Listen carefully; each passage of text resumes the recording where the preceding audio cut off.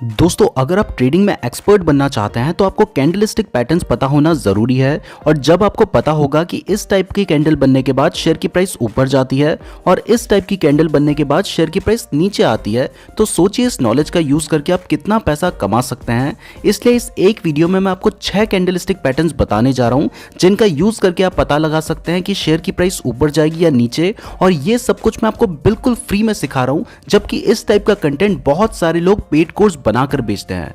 तो इस वीडियो को ध्यान से जरूर देखिएगा और वीडियो पसंद आए तो लाइक जरूर कर दीजिएगा। और ध्यान रहे कि ये वीडियो सिर्फ एजुकेशन पर्पस के लिए है। अगर आप स्टॉक मार्केट में इन्वेस्टमेंट या ट्रेडिंग करते हैं तो अपने रिस्क पर करें और इन्वेस्ट करने से पहले खुद भी रिसर्च जरूर कर लें। और चाहे आपको लाइफ में कितना भी भरोसा हो, कभी भी लोन लेकर इन्वेस्टमेंट या ट्रेडिंग ना करें, क्योंकि इससे आप बहुत बड़ी मुसीबत में पड़ सकते हैं।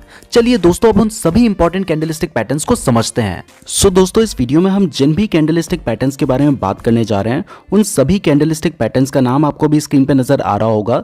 इसमें हमारा जो फर्स्ट नंबर का कैंडलस्टिक पैटर्न है उसका नाम है हैमर कैंडलस्टिक पैटर्न। तो दोस्तों, हैमर यानी हथौड़ा, तो आपको नाम से ही पता चल रहा है कि इस पैटर्न में जो कैंडल बनती है वो हथौड़े जैसी दिखाई देती है। और अभी आपको स्क्रीन पे जो कैंडल नजर आ रही है वो भी आपको थोड़ी बहुत हथौड़े जैसी लग रही होगी। इसकी जो नीचे लंबी सी डंडी है इसको लोअर विक कहा जाता है और ऊपर छोटी सी जो डंडी निकली है इसको अपर विक कहा जाता है। अब मैं आपको 4 ऐसी कंडीशंस बताऊंगा जिन कंडीशन से आप आइडेंटिफाई कर सकते हैं कि एक कैंडल हैमर कैंडल है या फिर नहीं। सो दोस्तों, हैमर कैंडल को आइडेंटिफाई करने के लिए ये 4 कंडीशंस होना बहुत ज्यादा जरूरी है। पहला, शेयर डाउन ट्रेंड में होना चाहिए, यानी कि शेयर की प्राइस गिर रही होनी चाहिए। अगर शेयर की प्राइस बढ़ रही है तब हम इसे हैमर सिग्नल कंसीडर नहीं करेंगे। दूसरा, एक कैंडल को हैमर कैंडल बनने के लिए उसकी जो अपर विक है वो या तो नहीं होनी चाहिए या बहुत छोटी होनी चाहिए, और जो लोअर विक है वो बहुत लंबी होनी चाहिए। उसकी बॉडी का जो साइज है उसके डबल से भी लंबी होनी चाहिए। तो अभी आपको स्क्रीन पे जो कैंडल नजर आ रही है इसकी जो अपर विक है वो बहुत छोटी है और जो लोअर विक है वो बहुत लंबी है, इसलिए ये एक हैमर कैंडल है। तीसरा, हैमर कैंडल ग्रीन भी हो सकती है और रेड भी हो सकती है, लेकिन अगर कैंडल ग्रीन है तो वो ज्यादा पॉजिटिव मानी जाती है, बट अगर रेड कैंडल भी है तो उसे भी हम हैमर ही कंसीडर करेंगे। और फोर्थ कंडीशन है कि हैमर कैंडल बनने के बाद जो उसकी नेक्स्ट कैंडल बनती है वो हैमर कैंडल से ऊपर बननी चाहिए, तभी हम उसे हैमर सिग्नल कंसीडर करेंगे। अगर वो उसके नीचे बनती है तो फिर हम उसे हैमर सिग्नल कंसीडर नहीं करेंगे। तो जैसे ये एक हैमर कैंडल है और इसके बाद जो नेक्स्ट कैंडल बनी है वो हैमर कैंडल के हाई में बनी है, तो ये एक वैलिड सिग्नल है। अगर ये हैमर कैंडल के नीचे बनी होती तो आप इसे वैलिड सिग्नल कंसीडर नहीं कर सकते थे। तो दोस्तों, अगर ये चारों कंडीशंस फुलफिल होती हैं तो इसका मतलब है कि यहां से मार्केट ट्रेंड चेंज कर सकता है। अभी तक शेयर की प्राइस नीचे गिर रही थी, यहां से ऊपर उठ सकती है, तो ये एक बुलिश सिग्नल है और आप यहां पर बाय कर सकते हैं। तो इसमें आपको जो एंट्री लेनी होगी वो आपको हैमर कैंडल के ऊपर लेनी होगी, यानी कि जो नेक्स्ट कैंडल बनी है उसमें जब वो हैमर कैंडल से ऊपर आएगी तब लेनी होगी। और आपका जो स्टॉप लॉस होगा वो हैमर कैंडल का जो लोएस्ट पॉइंट है वहां पर आपका स्टॉप लॉस होगा। हमने हैमर पैटर्न के ऊपर एक सेपरेट वीडियो बना रखी है, उस वीडियो का लिंक डिस्क्रिप्शन और आई बटन में दिया गया है, तो आप उस वीडियो को भी देख सकते हैं। ना दोस्तों, हैमर कैंडलस्टिक पैटर्न बनने के बाद हमारा जो नेक्स्ट कैंडलस्टिक पैटर्न है वो है हैंगिंग मैन कैंडलस्टिक पैटर्न। ये पैटर्न दिखने में तो बिल्कुल हैमर जैसा ही दिखाई देता है, लेकिन ये बेयरिश सिग्नल देता है, यानी कि इस पैटर्न के बनने के बाद शेयर की प्राइस गिर सकती है। अब हैंगिंग मैन पैटर्न के लिए भी 4 कंडीशन जरूरी हैं। पहला, स्टॉक अप ट्रेंड में होना चाहिए, यानी कि शेयर की प्राइस बढ़ रही होनी चाहिए, जबकि हैमर पैटर्न में शेयर की प्राइस गिर रही होनी चाहिए थी, शेयर डाउन ट्रेंड में होना चाहिए था। इसमें शेयर अप ट्रेंड में होना चाहिए। दूसरा, इसमें भी हैमर पैटर्न की तरह कैंडल की अपर विक छोटी होनी चाहिए और लोअर विक लॉन्ग होनी चाहिए, इसीलिए तो यह हैमर जैसा दिखाई देता है। तीसरा, हैंगिंग मैन कैंडल भी ग्रीन और रेड दोनों हो सकती है, लेकिन अगर रेड हो तो ज्यादा वैलिड सिग्नल माना जाता है क्योंकि यह बियरिश सिग्नल देता है। और चौथा, हैंगिंग मैन कैंडल बनने के बाद जो नेक्स्ट कैंडल है वो हैंगिंग मैन कैंडल के नीचे बननी चाहिए। तो जब ये 4 कंडीशंस फॉलो होती हैं तो इसका मतलब है कि ट्रेंड चेंज होने वाला है। अभी तक शेयर की प्राइस बढ़ रही थी, अब नीचे गिर सकती है, तो ये एक बियरिश सिग्नल है और यहाँ पर आप शॉर्ट सेल कर सकते हैं। इसमें आपकी एंट्री जो नेक्स्ट कैंडल नीचे बनी है उसमें होगी और आपका स्टॉप लॉस, क्योंकि आप शॉर्ट सेल कर रहे हैं, तो हैंगिंग मैन कैंडल के हाईएस्ट पॉइंट पर होगा। अगर आपको हैमर और हैंगिंग मैन कैंडल में अभी भी कोई कंफ्यूजन है तो वो इस पिक्चर को देखकर क्लियर हो जाएगा। हैमर डाउन ट्रेंड में बनता है जबकि हैंगिंग मैन अप ट्रेंड में बनता है। हैमर बाय सिग्नल देता है जबकि हैंगिंग मैन सेल सिग्नल देता है। ना दोस्तों, हमारा जो थर्ड कैंडलस्टिक पैटर्न है वो है इन्वर्टेड हैमर। इन्वर्टेड का मतलब होता है उल्टा, यानी कि ये एक उल्टा हैमर है, लेकिन इसका सिर्फ नाम उल्टा है, इसका काम बिल्कुल हैमर पैटर्न जैसा ही है। बस फर्क सिर्फ इतना है कि हैमर पैटर्न में जो लोअर विक होती है वो लंबी होती है और जो अपर विक होती है वो या तो छोटी होती है या नहीं होती है, जबकि इन्वर्टेड हैमर पैटर्न में जो अपर विक होती है वो लंबी होती है, जबकि जो लोअर विक होती है या तो वो छोटी होती है या नहीं होती है, तभी वो इन्वर्टेड हैमर जैसा दिखाई देता है। एक कैंडल को इन्वर्टेड हैमर बनने के लिए ये 4 कंडीशंस फुलफिल होनी चाहिए। पहला, शेयर डाउन ट्रेंड में होना चाहिए, यानी कि शेयर की प्राइस गिर रही होनी चाहिए। ये सेम कंडीशन हैमर पैटर्न के लिए भी थी। दूसरा, मैंने आपको अभी बताया कि इसमें जो अपर विक है वो लॉन्ग होनी चाहिए, जबकि जो लोअर विक है वो या तो छोटी होनी चाहिए या फिर नहीं होनी चाहिए। ये जो सेकंड कंडीशन है, सिर्फ यही एक डिफरेंस है हैमर और इन्वर्टेड हैमर पैटर्न के बीच में।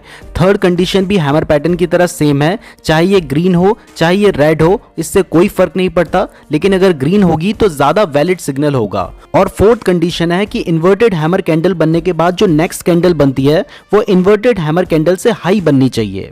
तो जब ये 4 कंडीशंस फुलफिल होती हैं तो वो कैंडल एक इन्वर्टेड हैमर कैंडल होती है और ये एक बुलिश सिग्नल देती है, यानी कि यहाँ से प्राइस बढ़ सकती है, यहाँ से ट्रेंड चेंज हो सकता है। अभी तक शेयर की प्राइस नीचे गिर रही थी, यहाँ से ऊपर जा सकती है। तो आप चाहें तो आप बाय कर सकते हैं। अगर आप बाय करते हैं तो इन्वर्टेड हैमर कैंडल के बाद जो नेक्स्ट कैंडल बनती है आपको वहां पे एंट्री लेनी होगी और आपका स्टॉप लॉस होगा इन्वर्टेड हैमर कैंडल का लोएस्ट पॉइंट।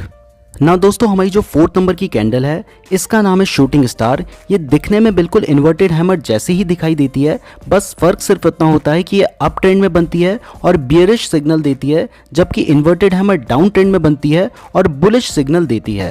तो दोस्तों, शूटिंग स्टार के लिए भी 4 कंडीशंस फुलफिल होना बहुत ज्यादा जरूरी है।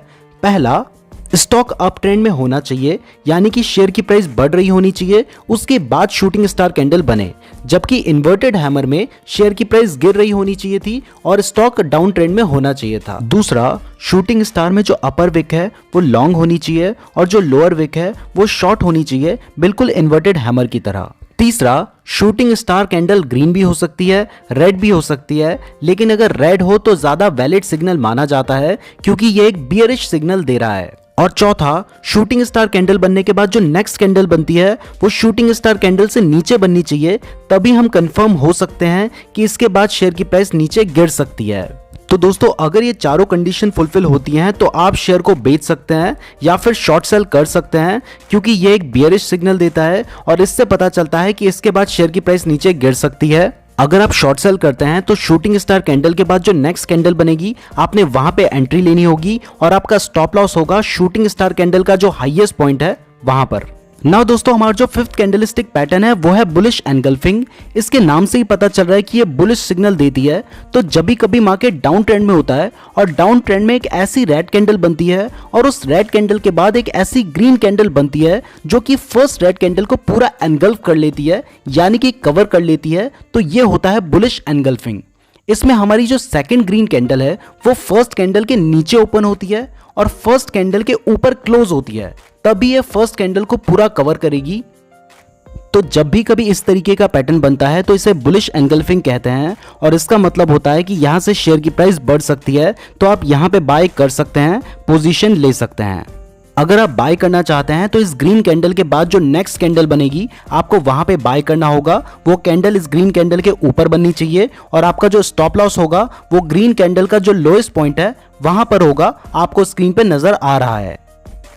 नाउ दोस्तों, हमारा जो 6th कैंडलस्टिक पैटर्न है इसका नाम है बियरिश एनगल्फिंग। ये बुलिश एनगल्फिंग का जस्ट अपोजिट है और ये बियरिश सिग्नल देता है, यानी कि इस सिग्नल के आने के बाद शेयर की प्राइस गिर सकती है। तो दोस्तों, जब भी कभी शेयर अप ट्रेंड पे चल रहा होता है, यानी कि शेयर की प्राइस बढ़ रही होती है और उसके बाद अगर एक ग्रीन कैंडल आती है और उस ग्रीन कैंडल के बाद एक रेड कैंडल आती है जो कि उस ग्रीन कैंडल को पूरा कवर कर लेती है, यानी कि एनगल्फ कर लेती है, तो इस पैटर्न को बियरिश एनगल्फिंग कहते हैं। तो जैसे अभी आपको स्क्रीन पे 2 कैंडल नजर आ रही हैं, हमारी जो ग्रीन कैंडल है उसको रेड कैंडल ने पूरा कवर कर लिया है और जो रेड कैंडल की ओपनिंग प्राइस है वो ग्रीन कैंडल से ऊपर है और जो क्लोजिंग प्राइस है वो ग्रीन कैंडल से नीचे है, तभी वो उस ग्रीन कैंडल को पूरा एनगल्फ कर ले रही है, यानी कि कवर कर ले रही है। तो जब भी कभी इस टाइप का पैटर्न बनता है तो इसे बियरिश एनगल्फिंग कहते हैं और इसके बाद शेयर की प्राइस गिर सकती है। तो दोस्तों अगर आप चाहें तो आप यहाँ पे शॉर्ट सेल कर सकते हैं। अगर आप शॉर्ट सेल करते हैं तो इस बेयरिश कैंडल के बाद जो नेक्स्ट कैंडल उसके नीचे बनेगी आपको उसमें एंट्री लेनी होगी, और जो ग्रीन कैंडल का हाईएस्ट पॉइंट होगा वो आपका स्टॉप लॉस होगा, आपको स्क्रीन पे नजर आ रहा है। तो दोस्तों ये थे वो 6 कैंडलस्टिक पैटर्न्स जिनका यूज करके आप पता कर सकते हैं कि शेयर की प्राइस ऊपर जाएगी या नीचे। इसके अलावा भी बहुत सारे कैंडलस्टिक पैटर्न्स हैं, जैसे कि piercing line, dark cloud cover, bullish harami, bearish harami, morning star, evening star, bullish kicker, bearish kicker, gravestone doji, dragonfly doji, long leg doji, doji star और भी बहुत सारे कैंडलस्टिक पैटर्न्स हैं। अगर आप चाहते हैं हम उनके ऊपर भी वीडियो बनाएं तो कमेंट करके जरूर बताइएगा। अगर आपके पास अपना डीमैट अकाउंट नहीं है तो इस वीडियो के डिस्क्रिप्शन में मैंने आपको एंजल 1 का लिंक दिया है, वहां से अपना फ्री डीमैट अकाउंट जरूर खुलवा लीजिएगा। और शेयर मार्केट से रिलेटेड डेली फ्री अपडेट्स के लिए हमारे टेलीग्राम चैनल को जरूर ज्वाइन कर लीजिएगा। मेरी टेलीग्राम आईडी का लिंक डिस्क्रिप्शन पे दिया गया है। वीडियो पसंद आई है तो लाइक जरूर कीजिएगा। इस तरीके की और वीडियोस देखने के लिए चैनल को जरूर सब्सक्राइब कर दीजिएगा। और अगर आपने यहाँ तक वीडियो देखी है तो आप हमारे लिए बहुत ज्यादा स्पेशल है, कमेंट करके जरूर बताइएगा। धन्यवाद।